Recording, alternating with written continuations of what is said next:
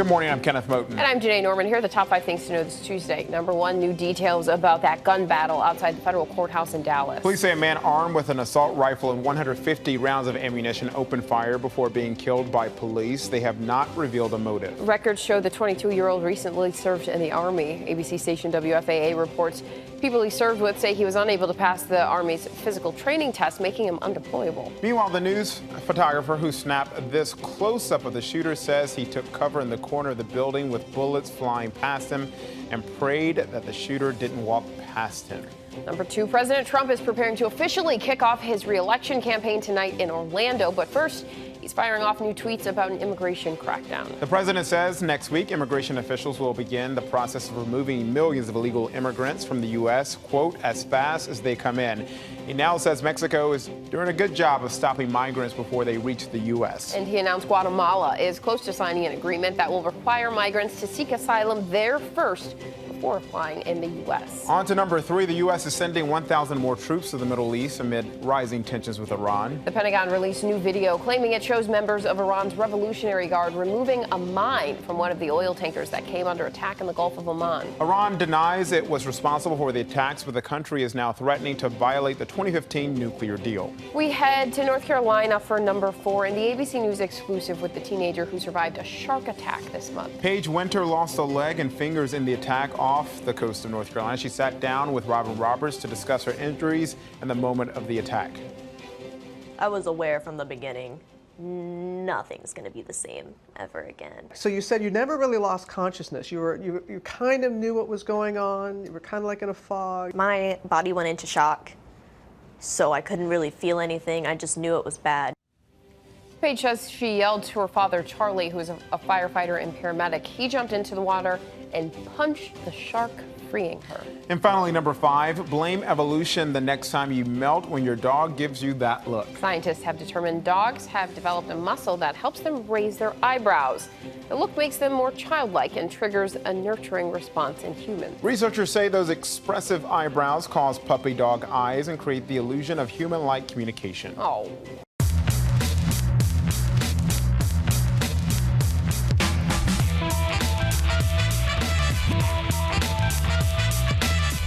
Good Tuesday morning, everyone. We begin with new details about that gun battle outside the federal courthouse in Dallas. Police say a man armed with an assault rifle and 150 rounds of ammunition opened fire, and overnight, we learned more about its background. We're also hearing for the first time in dramatic detail from the news photographer who snapped this up-close picture of the gunman just as the violence was unfolding. Chaos outside this courthouse in Dallas. Police say a masked gunman opened fire on the building, sending people running for their lives. Maybe 10, 15 shots, all of this rapid. People just start running out of the building. There's like blam, blam, blam, my wife goes, those are gunshots. Lane Brown, a lawyer who was getting ready for work, heard the gunshots, then saw the shooter running down the street. At one point, he aimed at a woman walking a dog, and she was able to get behind the car, and then I saw a couple of security guys shooting at him. As the gunfight with federal officers raged outside the building, Tom Fox, a photographer with the Dallas Morning News, captured this chilling image of the gunman. So I was running down the sidewalk thinking I got to get out of the harm's way. He's coming this way. I didn't want to be shot in the back, and so I just ducked into the first alcove. In this video, Fox is seen taking cover in the corner of the building, just feet from the suspect, with bullets flying past him. I just crouched in a corner and tried to make myself as small as possible, and just prayed that he didn't walk past me. After escaping, Fox started shooting video. The clip posted on YouTube by the Dallas Morning News shows him running for safety as police shoot and kill the suspect. Authorities found his car nearby and carried out a controlled explosion as a precaution. This morning, the suspect is identified as 22-year-old Brian Clyde. Clyde served in the Army for a year and a half from 2015 to 2017.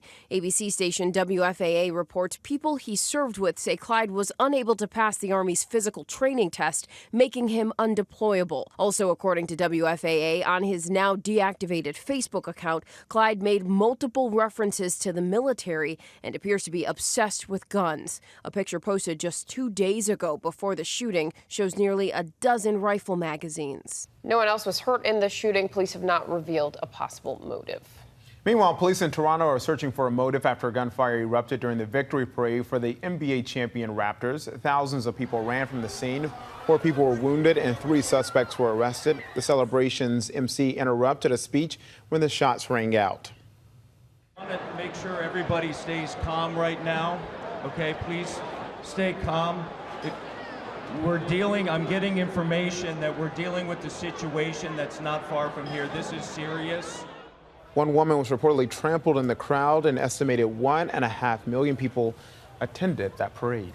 We turn now to the rising tensions in the Middle East, pushing the U.S. and Iran closer to confrontation. More American troops are now heading to the region after the Pentagon released new video claiming it proves Iran was responsible for the recent attacks on oil tankers. And now Iran is making a new threat, which the U.S. calls nuclear blackmail. ABC's Mona Kosar Abdi has more from Washington.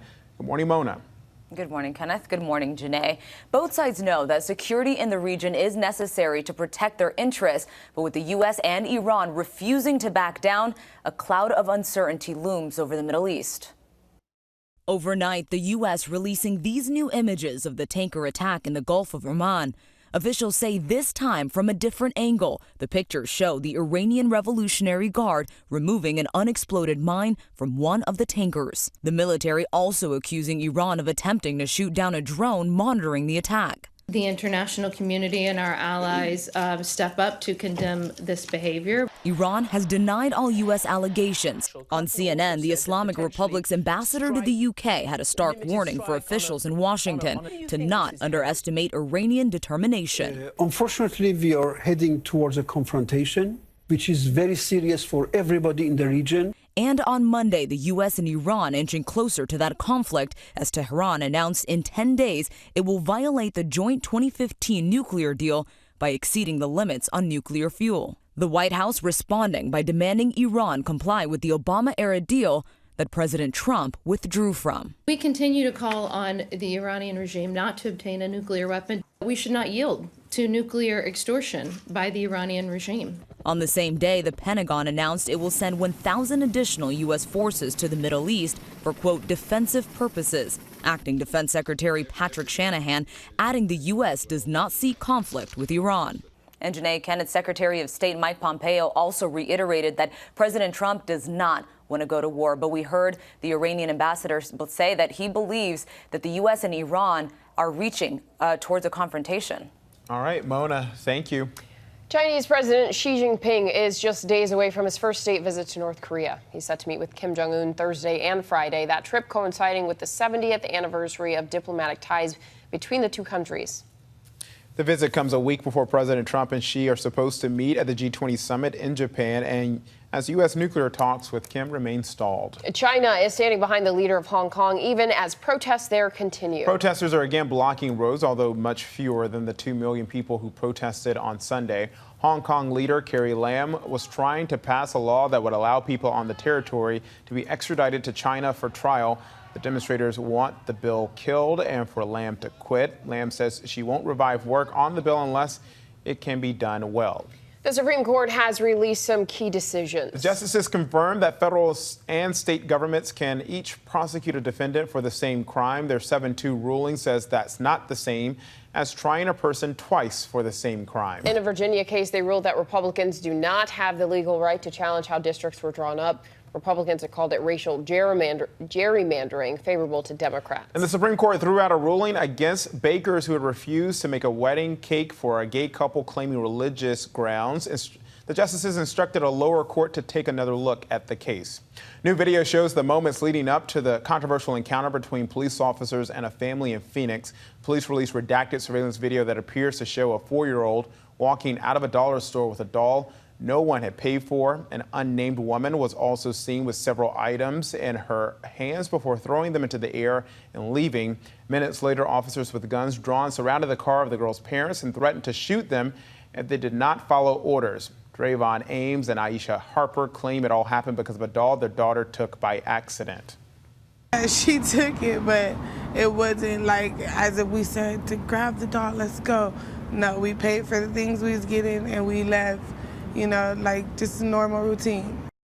The mayor and police chief apologized, but the family says no one has reached out to them directly. They're suing the city.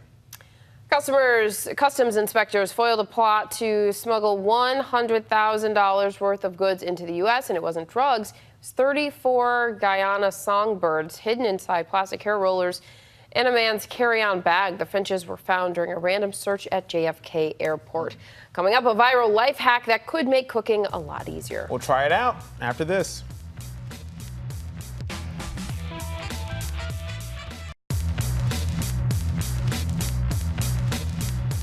Welcome back. So officially, Washington, D.C.'s major industry is government, followed by tourism, and then reporting on the government. But there's also a strong underground economy and spying. ABC's Brad Milkey has more. Brad. Hey guys, yeah, you know, Washington, D.C. is less than 70 square miles. Well, how many spies do you think could fit inside? Would you believe 10,000? That was the estimate of the International Spy Museum years ago, and while it's a tough number to ballpark, experts say the number of spies in the nation's capital has increased sharply over the last couple years. J.J. Green is the national security reporter for ABC affiliate WTOP Radio in Washington, and he says this recent spy surge is no coincidence. For many, many months now, the thing that I've heard is there are certain countries that are ramping up the number of spies they have in Washington. And the reason for it is because, well, it's an interesting time in Washington. They sense there's an opportunity to learn some things. They sense that this may be an opportunity to take advantage of some vulnerabilities. Now, JJ says these are not all spies from the show The Americans, right? Some are passing on gossip, some are passing on business secrets, others might not even know that they're working for a foreign government. But, you guys, if that 10,000 number is anywhere close to accurate, that means on a given day in D.C., there are 140 spies per square mile. We'll have a lot more on this on Start Here later this morning. Listen on Apple Podcasts or your favorite podcasting app. Janae, Kenneth, you guys feeling paranoid yet? Just a little bit, Brad. Now to the former Egyptian President Mohamed Morsi, who died yesterday after he collapsed during a court hearing. Morsi was the country's first democratically elected president before he was ousted by the military in 2013. ABC's Julia McFarlane is across the pond in the London Bureau, keeping an eye on that investigation. Julia, good morning. Morning, Janae. Morning, Kenneth. Yes, that's right. Egypt's first democratically elected President Mohamed Morsi collapsed whilst in court, and he subsequently, died. His lawyer said that he was buried in eastern Cairo with his family present. But rights groups and the Muslim Brotherhood, the group that he led, allies of the Muslim Brotherhood, they're calling for an investigation. The Muslim Brotherhood has called this an assassination. Now, Morsi has been detained since 2003. He was toppled. He was removed in a coup by the army a year after his inauguration, and he's been detained since then on various charges. On leading the now outlawed Muslim Brotherhood, on inciting riots against the opposition. And what's really sort of interesting about this is that the public prosecutor said that there's been no evidence of previous injuries, but his family said that he was held in isolation and he was denied access to a lawyer. He had high blood pressure and diabetes and never had any health care for that. So definitely had a lot of health issues there. Julia, moving to New Zealand, a man has been sentenced to 21 months in prison for sharing a live stream of the mosque attacks there in March. So what's his connection to the attacks? So this man, Philip Arps, he has been sentenced for sharing that live stream. He's been jailed for 21 months. The district judge said that he held unrepentant views towards the Muslim community. Now, what happened was he shared a video online shortly after that horrific terror attack that killed 51 people at that mosque shooting. And he shared it asking people to help him superimpose crosshairs and a kill count. Now, this man has been known to have expressed very racist views towards Muslims in the past. He left a severed pig's head outside the mosque where the shooting took place back in 2016. He pleaded guilty in the hearing, but it sort of shows how the Muslim community, they must be sort of feeling completely under siege with views like this being expressed, and with such a horrific terror attack, for someone to share a video saying these sorts of things must exacerbate the pain that community felt. Maybe 21 months, not long enough for that one. And Julia, before we let you go, we have to ask you about the live stream from the Pakistani government cat filter. Now, I just want to start by, I don't mean to poke fun at this guy's name, but he's called Shaukat Yousafzai. He is a Pakistani politician in Imran Khan's party, and he was giving a press conference. But it was quite an unusual one. It was spotted that as he was speaking, someone seems to have left a filter on, which superimposed cat ears on him, and of course this took off on social media. Some tweets by people watching. According to KB government social media team, we now have a cat in the cabinet. Another commentator saying that Shaukat Yousafzai looks kind of cute. Now he laughed off the cat filter and said it's just a mistake and shouldn't be taken so seriously. But looked pretty funny. I know. Pretty sweet, isn't it? We definitely can't take that seriously after seeing those images. Julia, my friend, thank you so much. We appreciate it. Thanks, guys. So let's check our notifications. Starting with a life hack going viral on Twitter, a user posted this video showing a cool trick to quickly peel cloves of garlic. We tried this. We needed some gloves on because we tried this earlier this morning. We can really get it. I was taking like half of the cloves of garlic with it. But apparently, you should try this. Tweet us. Let us know. Post some comments below the comment section. Let us know. I'm still intrigued. I want to figure that one out. Try that. And your friendly neighborhood Spider-Man made an appearance cleaning off the roof of a home during a downpour. How else would you be dressed during that? Marvel, by the way, is owned by our parent company, Disney. He's getting the job done. He is. And Beyonce and Jay-Z's 7-year-old daughter, Blue Ivy, slayed at her dance recital in LA. What else would you expect? In this video obtained by TMZ, Blue Ivy busted out some moves to her mom's song, that remake of Before I Let Go, at the Debbie Allen Dance Academy's annual spring concert. And as you can see, she totally nailed it. I'm pretty sure she was in the group, like, y'all know that's my mom, right? Y'all hear her? That's my mom. And watch me go to town here. Love it. Awesome. And finally, to the Backstreet Boys bring in New Yorkers together. One subway rider recorded this video saying that a guy was walking through the cars shirtless, bumping a speaker. And then the magic happened. Car full of random strangers burst into the Backstreet Boys. Can you hear them? I want it that way. Ain't nothing but a heartache. You know what? So that was probably fun for a lot of people, but for others, they're like, could y'all shut up? Right. So let's be Debbie Downers for a moment here. No offense to Debbie being a downer, but that's our question of the day. Obviously, this video is great, but is it okay to blast music on public transportation? No, it's not. It's definitely not. It's rude. Down there, here, New York subway, down in D.C., Metro. It's not okay. But still, tell us what you think in the comments or tweet us at ABC News Live. If you think it's okay, defend your reasoning. And make sure you never on a subway car with us. Coming up, the 10-year-old mountain climber who conquered the most famous rock formation in the world. How she did it and her advice for anyone trying to achieve big things after this. Here's what to watch out for today. President Trump is expected to launch his bid for re-election at the Amway Center in Orlando, Florida. He will be joined by First Lady Melania Trump and Vice President Mike Pence. San Francisco's Board of Supervisors will consider banning the sale of e-cigarettes until the FDA completes a public health review. The proposal is aimed at curbing youth vaping. But critics say the ban would make it more difficult for adults to use e-cigs to help them quit smoking. Facebook reportedly will reveal details about its cryptocurrency today. That's a digital monetary system. TechCrunch reports Facebook will call its cryptocurrency Libra. Facebook may use it to offer low or no fee payments and money transfers. House Republicans will hold a press conference urging Speaker Nancy Pelosi to address the humanitarian crisis on the southern border. Plus, don't forget to tune into the debrief for an update on all our stories and the briefing room for a breakdown of the latest headlines in politics. This morning, we're hearing about the incredible bravery of a 10-year-old girl from Colorado. The young rock climber has just accomplished something that no one her age has ever done before. Our friend Will Gans has the story. Selah Schneider is 10 years old, and she's on top of the world. Literally. I just can't believe I just did that. The youngest person ever to scale El Capitan Mountain in Yosemite, all 3,000 feet of it. The nose route, which only took Selah 5 days to scale, is one of the most challenging vertical rock formations in the world.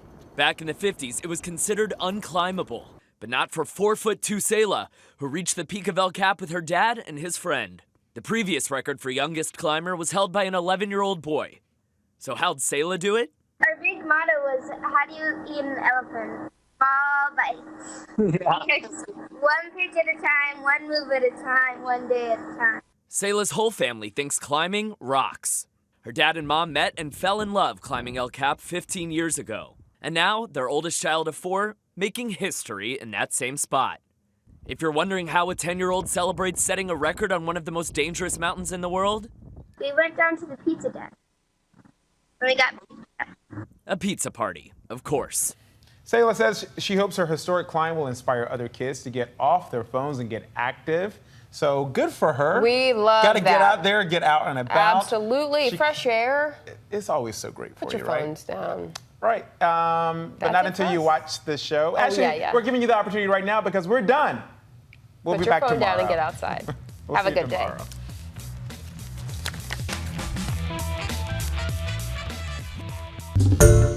Hi everyone, George Stephanopoulos here. Thanks for checking out the ABC News YouTube channel. If you'd like to get more videos, show highlights, and watch live event coverage, click on the right over here to subscribe to our channel, and don't forget to download the ABC News app for breaking news alerts. Thanks for watching.